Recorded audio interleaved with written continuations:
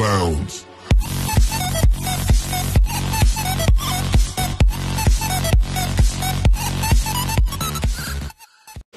Hello everyone! Welcome back! For today, meron tayo ngayon ditong TR502 wireless headset lapel microphone. Hindi naman na ito bago sa atin, kaso lang wala na tayong available ng X5 White. Siguro mga end of July pa tayo magkakaroon, kaya ito na lang muna ang may offer namin sa inyo. Ito ay UHF connection at 50 meters yung maximum range nito. Naka-fixed frequency lang pala ito, hindi siya napapalitan. Meron itong plastic or PVC hard case para pag just in case hindi niyo gagamitin or sa mga setups ninyo may lagayan na kayo. Ito siya, ayan. Meron tayong dalawang headset microphone. Ayan siya. Yung connection ng ating headset mic sa ating transmitter ay naka-thread type 3.5.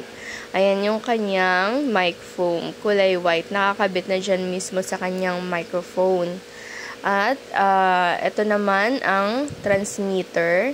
Nakakabit na yung kanyang clip type sa transmitter mismo. Ayan siya. May display na rin siya.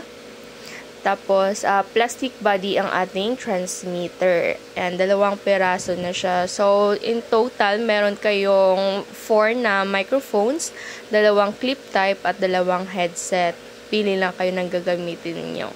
Ayan naman yung ating PL to PL. At ito ang adapter. Yung ano nito, supply ay 12 volts, 600 milliamperes.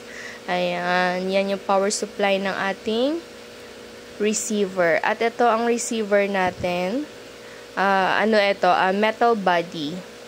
At meron na pala siyang user manual na kasama. Ayan. User manual, sa totoo lang, hindi naman natin binabasa yan. At ito yung ating receiver. Ayan siya. Makikita ninyo may LCD display. Ayan, maliit lang to, malaki-laki lang sa palad natin. Parang usual lang talaga na receiver. Ito siya, yan, may LCD display, may power switch, at may volume control. Yung side view niya, ganito. Ayan, tapos yung antenna niya, built-in na rin. Meron siyang out na A plus B or di kaya magkasabay, at meron din separate na A and B kung gusto niyo magkahiwalay na control sa inyong mga microphones. At ito naman yung transmitter. Ayan, plastic body siya. At ito yung clip or lapel mic. Ayan, kulay black naman siya. Yung clip, metal yung material niya, kaya hindi siya madaling masira or mabasag. Ayan, slide nyo lang pataas para mabuksan ninyo yung lagayan ng battery. Dalawang AA yung kailangan ninyo. Ayan, tapos sa likod, ito naman ang ikiklip ninyo sa inyong mga trousers or sa damit ninyo, kung saan nyo man gustong isabit yan habang ginagamit. Yan ang ating transmitter. Yan. Pwede rin naman matanggal yung niya, antenna. At ito yung connection ng mga microphones natin. Yung kanyang headset mic, manipis lang din. Kung i-compare natin, parang alambre lang yung niya pagka material or yung laki ng pinaka headset mic natin. Maliit lang din yung microphone nito.